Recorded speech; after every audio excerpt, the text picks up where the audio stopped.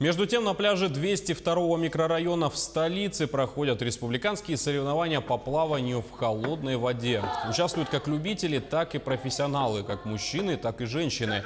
Всего 18 человек, дистанции 125, 80 и 50 метров, в зависимости от уровня подготовки.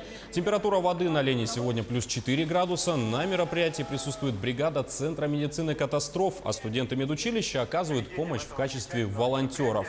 Следят за состязанием и обеспечивают безопасность заплыва специалисты республиканских ГИМС, службы спасения и МЧС.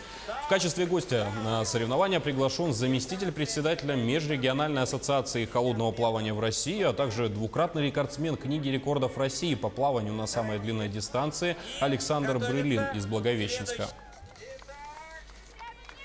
Решил попробовать свои силы. Очень боюсь. В течение последних дней дома закалялся, обливался из воды. Закалялся первый раз также.